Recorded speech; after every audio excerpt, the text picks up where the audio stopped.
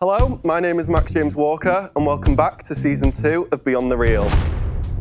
And our next guest, for anyone who has met him, looks like a 70s rock star. He's always a friendly face to have on set and always kicking in his flares, so can we have a big warm welcome for Callum Jones?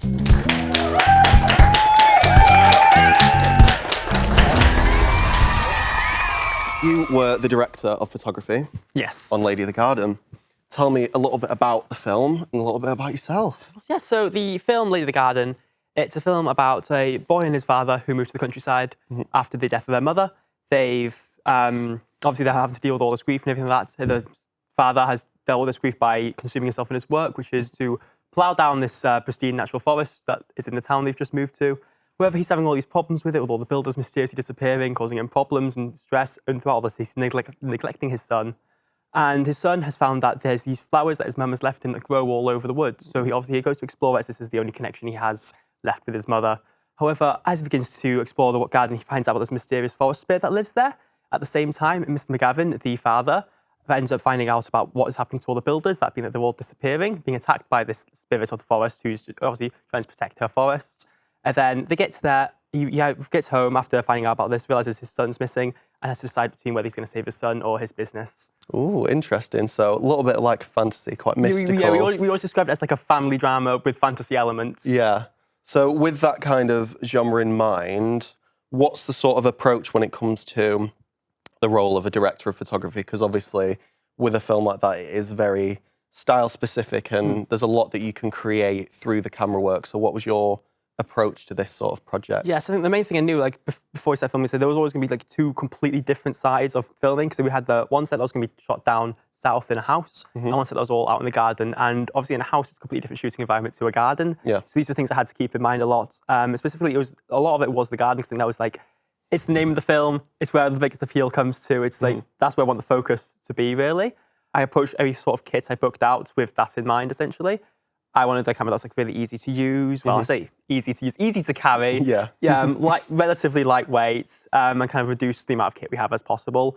Whereas in the house, you could get a bit more experimental with things, because you can just like shove all your kit into one side room and not worry about it, and then mess about with little pieces of equipment and stuff like that. And especially when you're on location somewhere with the amount of kit that you have when you get to third year as well, it can be quite the lugging about of things, can't it? We had to rent out this huge van for it and drag it all down south. It was... I know that in your previous years at uni, you sort of started out a little bit with directing and then sort of went on to camera work. So how did your sort of journey evolve in the time that you've been at uni, and now that you've got to the end of it and you're about to graduate, how's that sort of gone? Yeah, it's quite interesting that I've like moved this, because obviously when everybody gets to uni first, I think 50% of people, if not more, like more for like 60, 80% of people are like, I'm going to be a director, I'm going to make my own films. Everybody has that mindset. Yeah. So I started doing that, and I made my own like couple shorts and stuff like that around uni.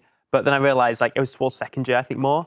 I began to just pick up a few more camera rolls, and I just realised, like, I really enjoy that. Yeah. And it's something that I didn't think, like, I always did it in college films and stuff like that, you know, because it's only like you and a couple of mates sort of thing. So you're kind of limited, you all take over each other's roles. And I think by the time I got to second year, I picked up camera and I just started really enjoying it. And started taking it a bit more seriously, looked into it, and just, I think with the role of director of photography, it does evolve in itself through the time that you are in uni at film school, because being a DP in first year is different to doing it in second year, and even more different doing it in third year. I mean, for people that are thinking about coming to uni or thinking about getting into the camera department, what's that sort of evolution like? How does it change as you go through with experience? Yeah. So obviously I wasn't actually DP in any of my first year films. It was more like second year that I moved into that, but I work close. You work very close with each other, quite closely, working with the DP. So I kind of understand the role, and it's so weird because in first year, it's very much your camera op. Like that's essentially what it boils down to. You know, you operate the camera, you know how to use, you design a few shots, and that's your role. By the time you get to second year, you get introduced to the role of AC. And some groups, if you're lucky, will have a gaffer. And I think that once you find out about gaffers, it makes a huge difference to how you approach DOPing. Because maybe it was just because it wasn't something I originally intended to go into. But when I thought of DOPing, I was like, the camera work, cinematography of a film, I was really focused on like the camera itself. Like, you know, what composition am I going to go for? What sort of lens am I going to go for? And everything like that. And then when you find out about all these other roles that are involved, it becomes like, wow, how did I ever do this as just a one person? How would I think this would work as a one person? like you see all these crazy movements, like you have to do like all these focus racks and like quick panning in the same shot. And it's like, when you think you have to do that at the same time as twisting focus, but when you get an AC to help you do that, it makes a world of a difference. When you get a gaffer to help you with all the lighting and everything like that, it's like lighting makes, so anybody in first and second year, you'll realize when you get into third year and if you take the lighting for a camera module, you'll realize like how much of a difference good lighting makes to a film. Massive. It's like a solid 50% of the actual camera work is just down to the lighting. And also just like as general assistance, like we were lucky enough to have a second AC in our second block of filming, and it was just so helpful to have somebody who could like come grab you some kit, bring it over, and more specifically knew what the kit was. Like you could go like, hey, could you grab me a filter? Could you grab me the 50 prime lens or something like that? And they'd be like, they could quickly grab it, bring it over to you, and I'd be like, what's that? What's that? Because the last thing you want is to have to be running around doing everything else when you're like, we're on a time crunch, we got to get this shot kind of thing. Yeah. There's definitely so many benefits of having a bigger crew and a bigger team, especially when it comes to camera, because you had a gaffer, didn't you? Yes, and you had your first and your second AC. It just makes life so much easier, because even that in itself is a small camera crew, because by the time that you get to the industry and you're out there, I mean, you've said it to me yourself that you're a DP on a set, on a feature film, you don't even touch the camera. You don't go anywhere near it. You're literally director off camera. Like you sit there and go, nice shot, move it a bit to the left. Going back to Lady of the Garden, you obviously have your own style that you figure out. Like any sort of photographer, any camera person always figures out their own sort of style as they make more and more things. But when it came to your approach to this project, did you have any sort of creative influences or anywhere that you had in mind that you were like, okay, I want it to sort of have this sort of feeling to it, this sort of vibe? Was there anything like that?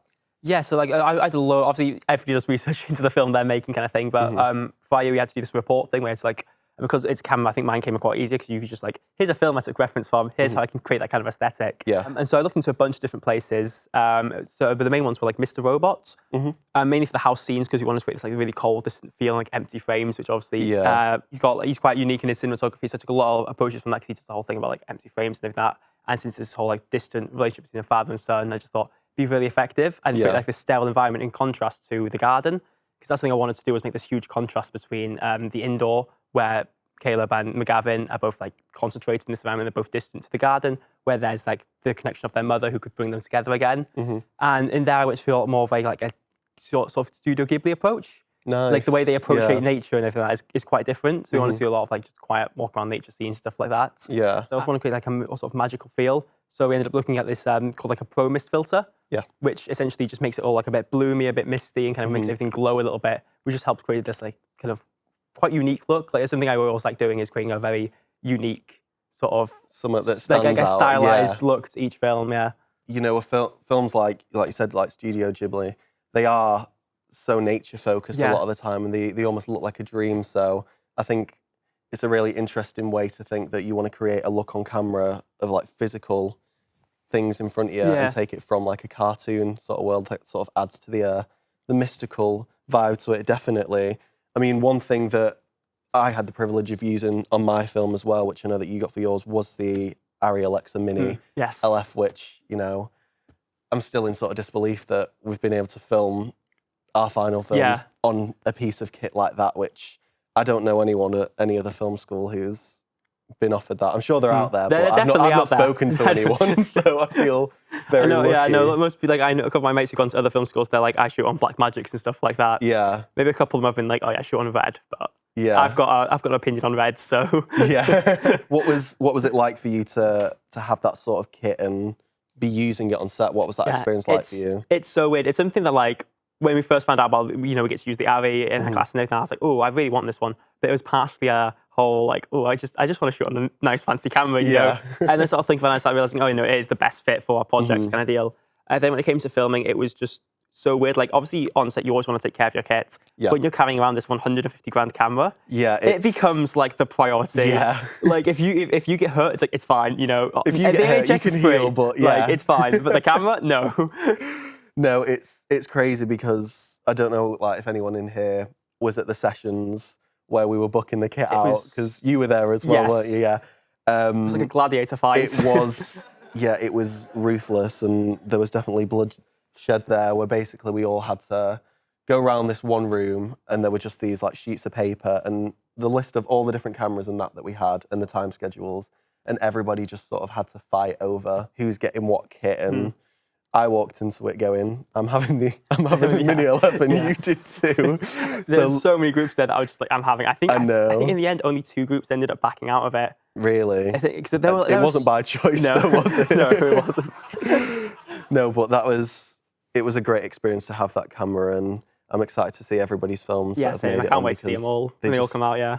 It's crazy to actually look at the credits of what some films have been shot on it, and then to think that we're at this stage now and we've already got to use it, because we've got some amazing equipment at the Uni of Salford, and talking to other people at other film schools up and down the country, it's like, oh wow, no, we actually do have an insane amount of kit and things that we have on offer, because like you said, some people, like, even though they're brilliant, like just Black Magics, or I know that we have like a lot of Canon stuff here, which again is great, but it's not quite an Arri Alexa, is it? So there's a part of me that's so sad I might never get to touch that camera again. You I know, like... that's one thing that I've been saying to people is, when are we going to get to use this stuff again in our career? It could be 10 years, it could be even more, so feel lucky to have it now. I know that with your production, obviously, you had a lot of the kit here at uni, but there were a few other bits that you outsourced as well, which isn't uncommon for student films. And even though that we have the amount of kit that we have, there are always extra things that we need. I know that you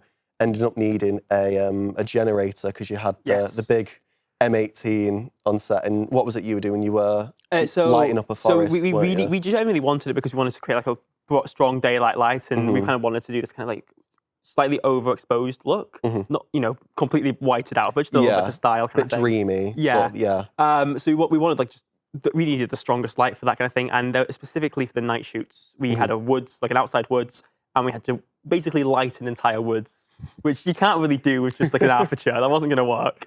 However, it turns out it did work with the aperture because we had to use it in the end. Yeah. Because our gaffer Fern ended up, like, she did loads of research. They did loads of research into like how much power it's going to take to power this thing, and we got like the exact generator that would have been needed. But for some reason, in the end, it just didn't.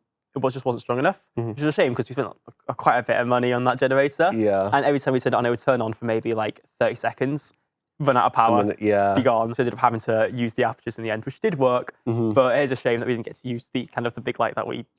Yeah. We kind of needed it quite a bit. It doesn't matter what stage you're at in uni, what year you're in, what production you're on. There's always going to be something that goes wrong. Always something goes wrong. And you always end up finding a way around it. That's the thing. Like, people will always talk about like the issues they've faced, but I think it's rarer to hear about times that people haven't been able to solve that issue, because we had a similar issue with the M18 where we were going to use it, and then we got told that we couldn't have it, and then we picked up the kit and we were given it, but we didn't need it anyway. Yeah. And it's just, there's always ways around it, and you always end up figuring it out.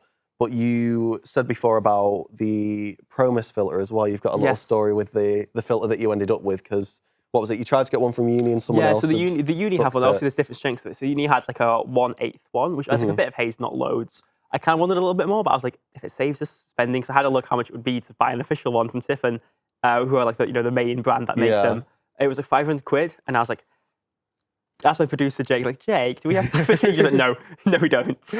So I was going to book that out. Then I found out that every single day we were shooting on, it just wasn't available at all, which was like, right, well, that was like the whole look of the film. Yeah. Otherwise, it's just going to look off. Like, it's just going to be overexposed. It's going to look like amateur, not intentional kind of thing. So what I ended up doing, I did a load of research. I found like a cheap knockoff one.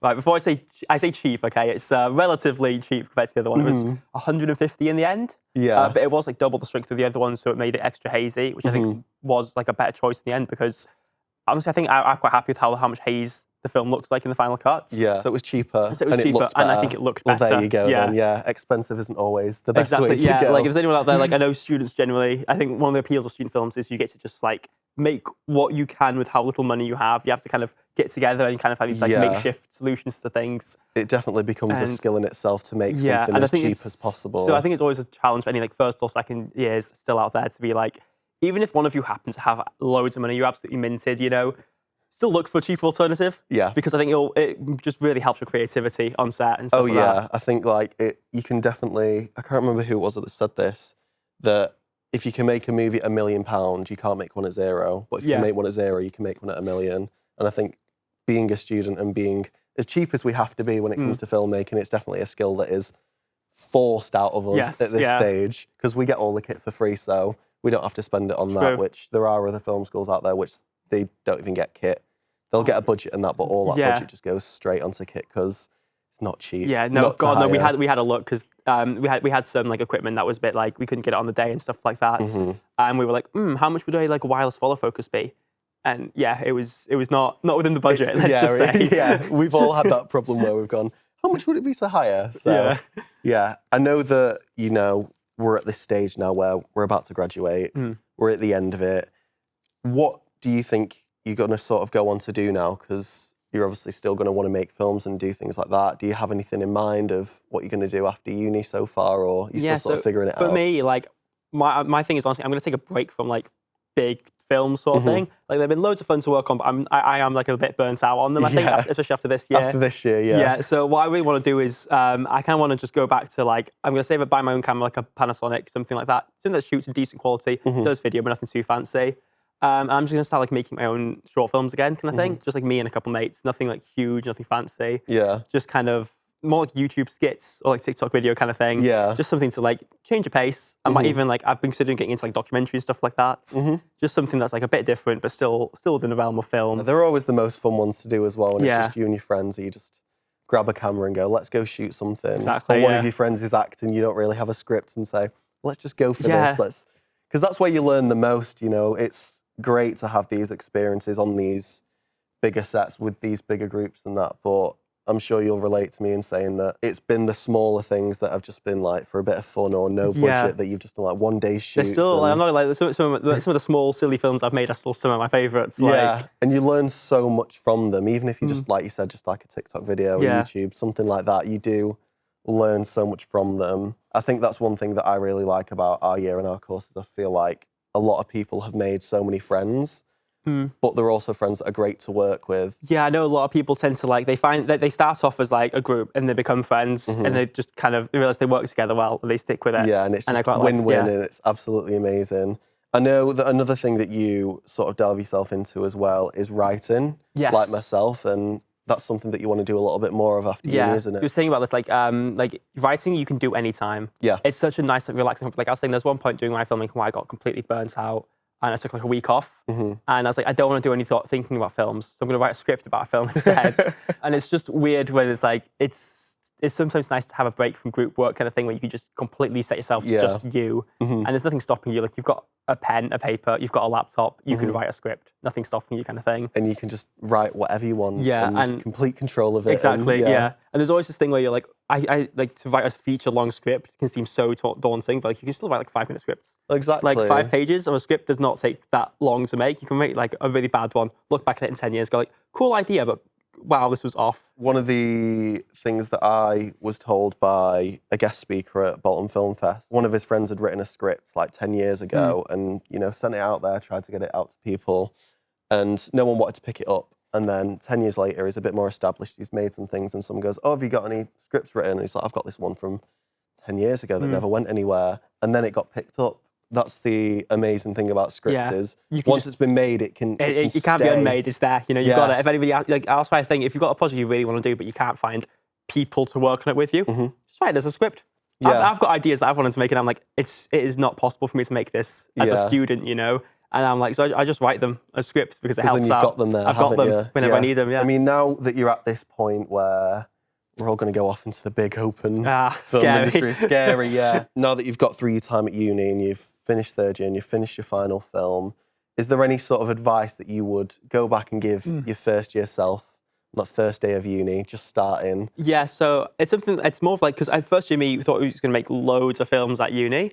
I did not make anywhere near as many as I thought I was going to do. And now that I've finished this, I'm saying like, I'm so sad I'm not going to use the Arri anymore, but it's not just that. It's every piece of kit you get at the uni. You're not going to get any of this for a long time. Unless you're, again, minted, you're not going to be able to afford all this stuff. So my main advice generally is, like you say, you learn so much from little films. I've learned something from every film I've been on, no matter how big or small it is. And just like, book out the kit from uni and make something silly with your friends. Even if you're bored one weekend, you've got nothing to do, just go up to SciSo. I know it can be a bit awkward and a bit long to book stuff out from SciSo, but I think once you do it enough, you get into the habit of it. And I would just recommend that. Just, if you don't have the stuff, just make more films. Don't make a film just because it's for your grade as well, because I think that kind of ruins a bit of creativity a bit. Like it changes the mindset, doesn't it? It does, yeah. I've had that since I was doing like art in GCSE. Like when I do something for the grade, I'm always so burnt out and I end up doing something completely different. Yeah. But still the same thing. Like I'll still draw, even though it's just not for my grade. I mean, the thing that changed my mindset, and I've spoken to you about this already, was my producing and directing piece in second year, which you helped out on as well. Was the worst grade I received in uni, but was the first film that got me into festivals. So after that, I was like, the grades really doesn't matter. Yeah. So like same with me. Like I got for the one for experimental. Everybody says they loved it, but I got a really bad grade on it. Yeah, but what says more, the audience reaction? Exactly. Or the Yeah. grades, Like it depends what you go into film for. Personally, I see film as entertainment. Yeah. Like obviously you can make entertainment that means things, that tells a story, that impacts people. But at the end of the day, I'm like, if people enjoy it, I think I've made a good film. For an audience at the end of the day, yeah. I think that's really great advice. Callum, thanks for being here. It's great to be here.